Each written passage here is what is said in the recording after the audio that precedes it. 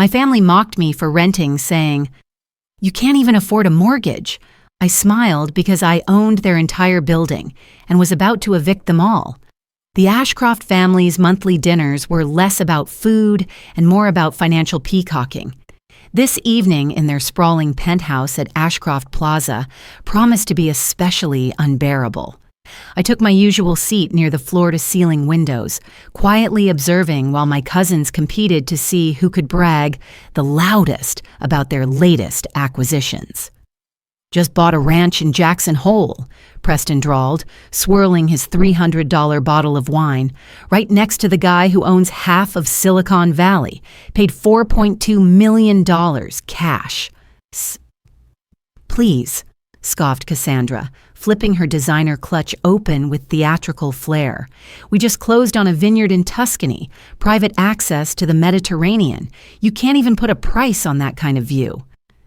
I hid my smile behind my glass of iced tea, while calculating the exact prices they could put on those views, since I'd personally reviewed the market analyses for both properties through my real estate investment firm. "Nora." Aunt Evelyn's voice cut sharply across the marble table. "You've been awfully quiet tonight." Preston leaned in with his fake sympathy dripping like honey from a broken jar. "We were just wondering about your living situation. Still in that cramped duplex in Portland?" And there it was, the monthly ritual of reminding me of my place in the family hierarchy. "What about it?" I replied, setting down my glass with deliberate calm.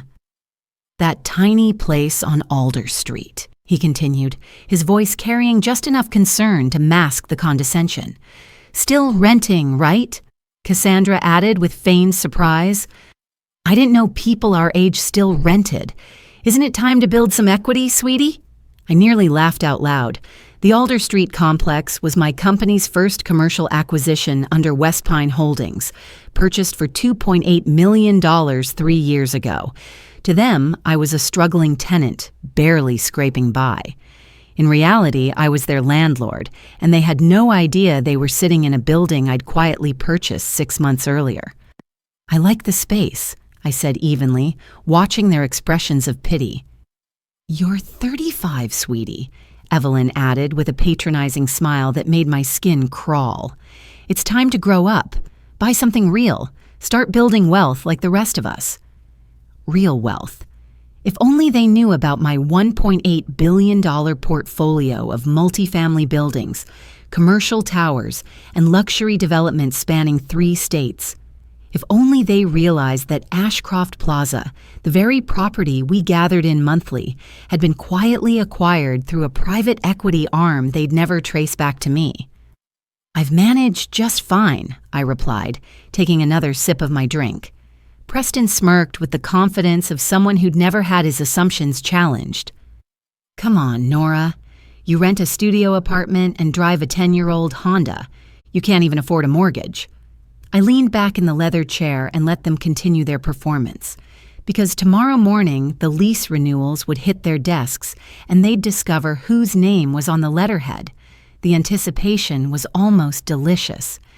Dad finally glanced up from scrolling through his phone, offering his usual non-defense. Now, Preston, not everyone's blessed with your sharp business instincts.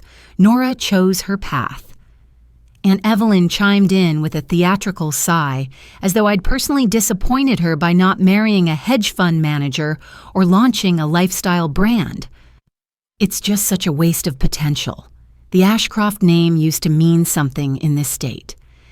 They thought I spent my days showing cramped walk-ups to broke graduate students, barely scraping by on commission checks from a discount real estate firm. What they didn't know was that Nora Ashcroft, the family underachiever, was also the anonymous CEO of West Pine Holdings, the firm that had been quietly acquiring prime commercial and residential properties throughout the Pacific Northwest for the past decade. My professional background was exactly what they'd always dismissed as boring. I'd started in commercial real estate analysis, spent 3 years at Goldman Sachs in their real estate investment trust division, then launched West Pine with $50 million in seed funding from private investors who valued discretion over flash.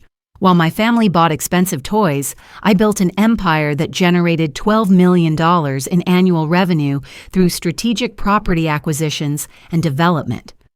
Speaking of real estate, Cassandra interjected with a sparkle in her eye that meant gossip was coming, have you heard about the situation on Alder Street? Some mysterious firm bought the entire block. They're planning to demolish everything and build luxury condos. She added with mock pity, guess that little apartment of yours will finally disappear. Maybe it's a blessing in disguise.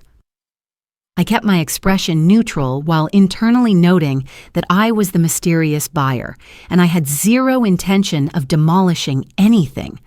The Alder Street complex was an architectural gem with brick facades, vintage detailing, and rent protections for families who'd lived there for decades. I was 6 months into a historically respectful renovation that would preserve its character while improving safety and efficiency. Really? I asked with practiced surprise. I hadn't heard anything about that. Well, of course not, Preston smirked. Deals that size are way out of your league. We're talking $15 million for the whole block. Actually, it was $18.3 million. But who was counting?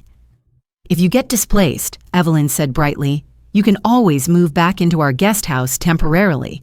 We'll help you find something more appropriate. Maybe even help you meet someone appropriate.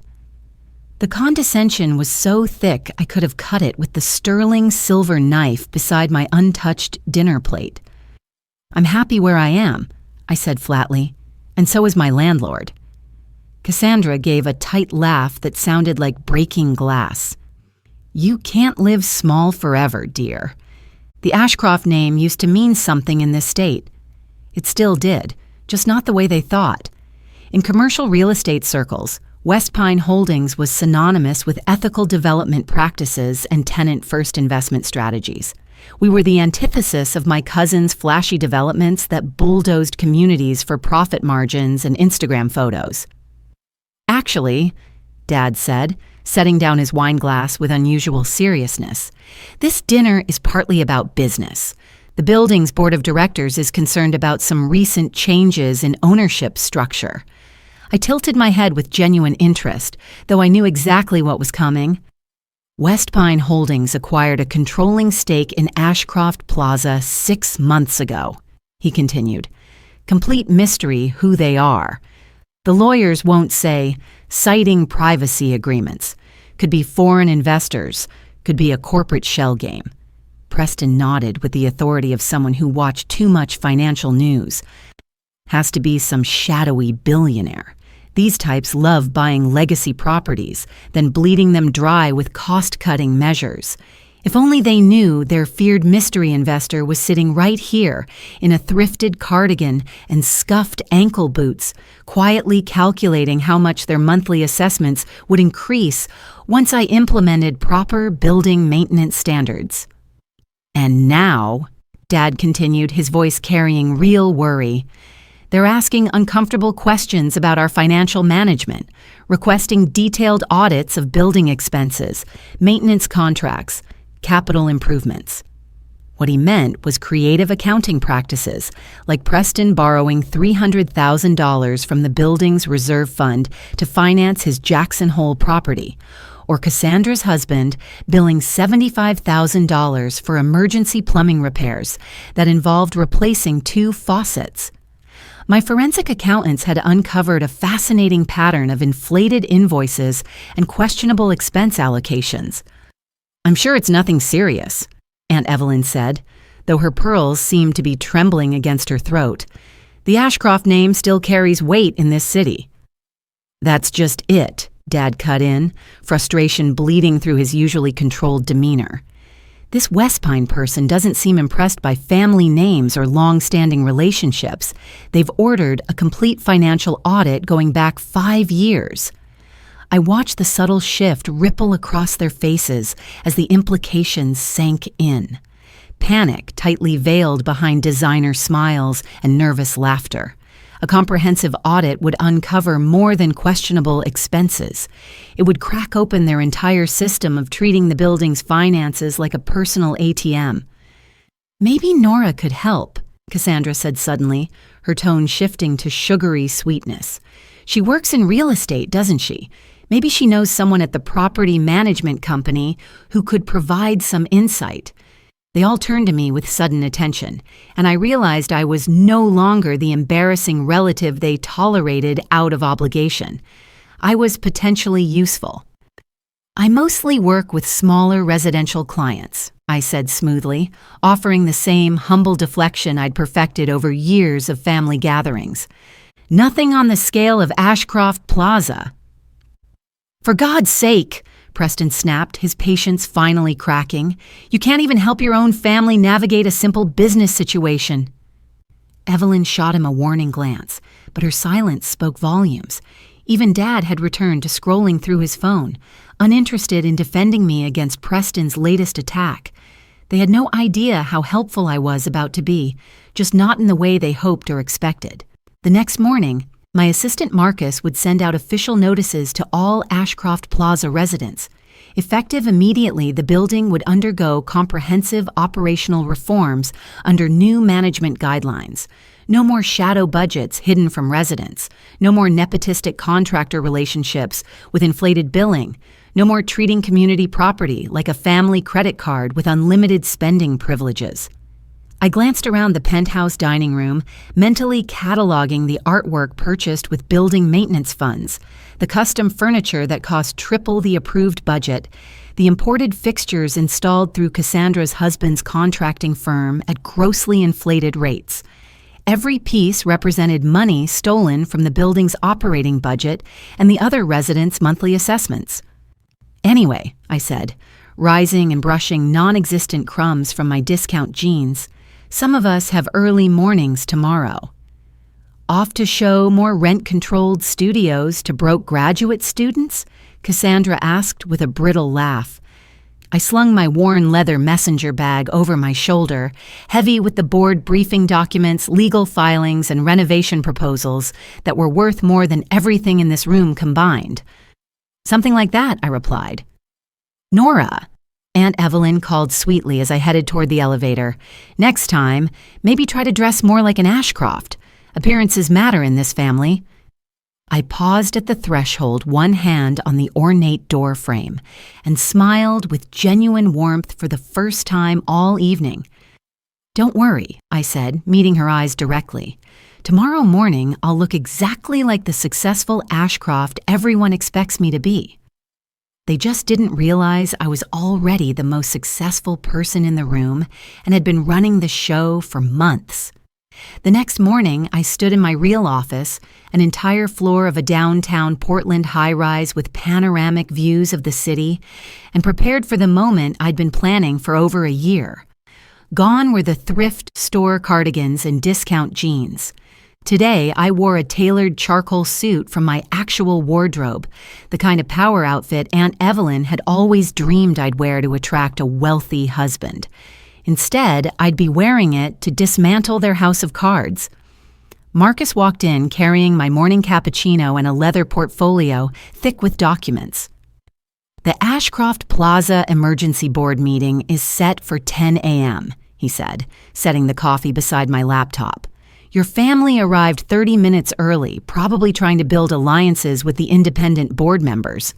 I could picture Preston and Cassandra working the room with desperate charm, trying to control the narrative before the axe fell. Audit reports printed and distributed? Every page. The forensic accounting team found even more irregularities than we initially suspected. Marcus paused, studying my expression. Are you sure you want to go through with the full reveal?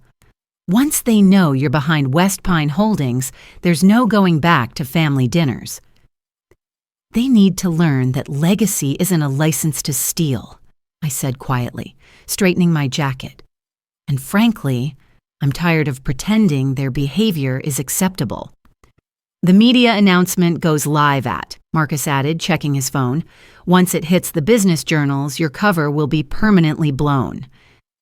Perfect timing, I said, picking up my briefcase. Let's go remind the Ashcroft family what accountability looks like. The Ashcroft Plaza boardroom fell silent as I entered, my heels clicking confidently on the polished hardwood floors. My family clustered at the far end of the conference table, looking uncharacteristically nervous and underdressed compared to the independent board members in their business attire. "Excuse me," Preston barked, standing up with false authority, "but this is a private board meeting. I don't know who you are, but—" I calmly placed my briefcase at the head of the table and looked directly into his confused face. "I'm Nora Ashcroft," I said clearly, "founder and CEO of Westpine Holdings, the company that now owns this building and several others that your family has been systematically defrauding for the past 5 years." The silence that followed was so complete, I could hear the building's ventilation system humming in the background. Aunt Evelyn turned ghost white, her perfectly applied makeup suddenly garish against her pale skin. Cassandra's mouth fell open, but no sound emerged. Dad's hands tightened around his coffee cup until I worried it might shatter. "Good morning," I continued pleasantly, opening my briefcase and beginning to distribute audit reports around the table. "Shall we review your financial management practices?" "This is impossible," Preston stammered, his voice cracking like a teenager's. You're just the family screw-up who shows apartments." "Am I?" I asked, sliding a folder across the table to him. "Or am I a Harvard MBA with a decade of experience in commercial real estate investment, who built a company valued at $1.8 billion while you were playing with Daddy's money?" Cassandra finally found her voice, though it came out as barely more than a whisper. "But you live in that tiny apartment?" "I own that building," I corrected, "along with 47 others in the Portland metro area. I choose to live modestly because I believe in investing profits back into the business rather than spending them on overpriced toys." The board watched in fascination as the proud Ashcroft family began unraveling page by page, receipt by receipt. These folders contain detailed documentation of financial irregularities involving Ashcroft Plaza accounts, I announced, distributing the final set of documents. "Preston, would you care to explain the $300,000 in emergency roof repairs that coincidentally match the down payment on your Jackson Hole property?" He flushed so red I thought he might pass out, fumbling with the papers like they were written in a foreign language. "Or perhaps, Cassandra, you'd like to walk us through your husband's invoices for basic plumbing work that somehow costs $75,000 for 2 bathroom faucets?" "You can't do this," Aunt Evelyn gasped, her voice shaking. "You can't air your own family's private business like this." "You aired it the moment you decided to steal from the other residents of this building," I replied evenly. "I'm just making sure it gets the attention it deserves." Dad finally spoke, his voice small and pleading. "Nora, sweetheart, surely we can discuss this privately. Family handles these matters internally." "Family," I said, raising one hand to stop him, "doesn't steal $400,000 from their neighbors' maintenance fees to fund personal real estate investments. Family doesn't inflate contractor bills to enrich their relatives. Family doesn't treat community property like a personal piggy bank." I stood, gathering my papers with practiced efficiency. "But why?" Cassandra asked, sounding genuinely bewildered.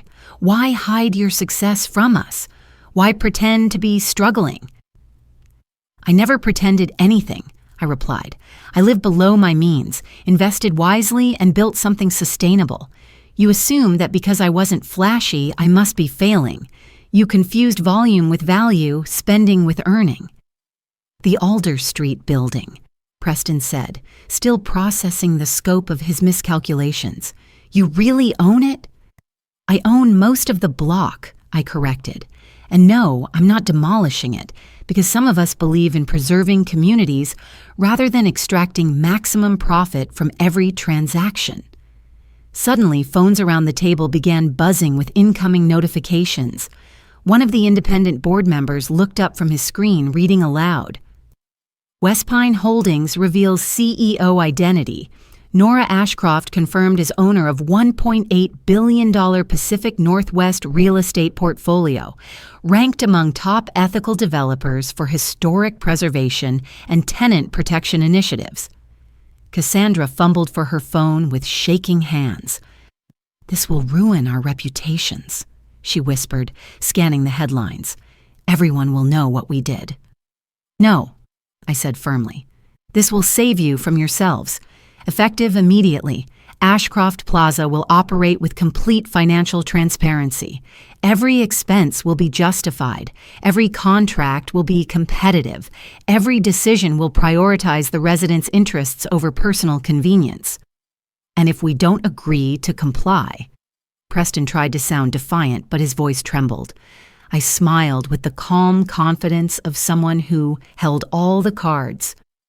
"Then I'll recommend these findings to the district attorney, and you can explain your creative accounting practices to a criminal court.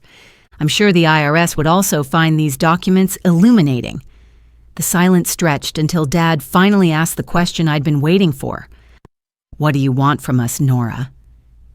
"I want you to remember what the Ashcroft name meant before you turned it into a license for theft," I said, meeting each of their eyes in turn. "Great-grandfather built this family's reputation on integrity and community service. You've spent the last decade treating it like a get-out-of-jail-free card." I stood, straightening my jacket one final time. "You have a choice. Work with me to restore some dignity to our family legacy, or find new places to live. I hear there are some lovely rental properties available in Lake Oswego." As I turned toward the door, Dad's voice stopped me.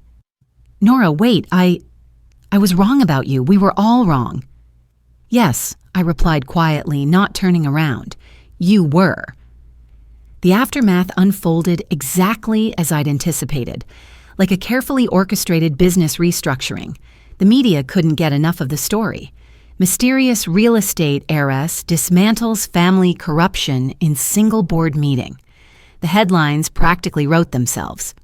Within a week, Aunt Evelyn had quietly resigned from 3 prominent charity boards, too embarrassed to show her face at society functions. Preston's Jackson Hole property went on the market immediately, though he'd struggled to find buyers at the inflated price he needed to break even. Cassandra's husband's contracting firm folded within 2 weeks as news of the fraudulent billing practices spread through Portland's tight-knit construction industry. But not all the consequences were punitive. Preston, finally facing real accountability for the first time in his adult life, enrolled in a legitimate real estate development program at Portland State University.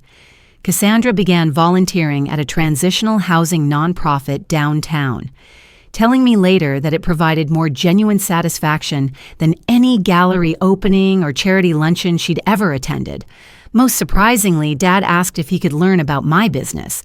Not as a father trying to reassert control, but as a student genuinely interested in understanding what I'd built while he wasn't paying attention. 6 months later, I sat in my Alder Street apartment.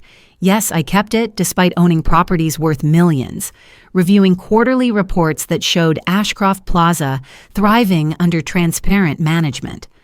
Operating costs had decreased, resident satisfaction surveys reached all-time highs, and the building's reserve fund was finally being used for actual reserves instead of family slush fund expenses. A soft knock interrupted my concentration. I opened the door to find Evelyn standing in the hallway wearing jeans and a casual sweater instead of her usual designer armor. "I got your invitation to the building's holiday party," she said, holding up the simple card I'd sent to all residents. "I wasn't sure if I was welcome." "Everyone who lives here is welcome," I replied, stepping aside to let her in. "That's the whole point."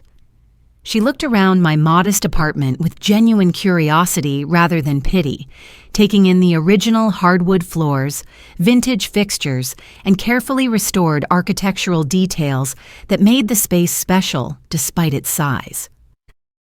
"I never understood," she said softly, picking up a framed photo of me at 23, beaming with pride at my real estate license ceremony, "why you chose this path when you could have had anything." "Because I wanted to build something real," I replied, settling into the window seat that overlooked the building's courtyard. Not just acquire impressive assets, but create spaces where people actually want to live, work, and build their own dreams. And now you control more property than the rest of us combined, she murmured, still processing the scope of my success. Control isn't the goal, I said gently. Purpose is. Legacy isn't what you inherit, it's what you create. Later that evening, I stood by my window watching the holiday party unfold in the courtyard below. Fairy lights twinkled between the restored brick facades, while residents of all ages mingled around tables laden with homemade food and warm cider. My family moved through the crowd with something I'd never seen before, genuine interest in other people's stories. Dad sat beside Mrs. Lopez, the building's longest-term resident, listening intently as she described 40 years of neighborhood changes. Preston helped Mr. Zhao hang additional lights while learning about his small business, importing specialty foods.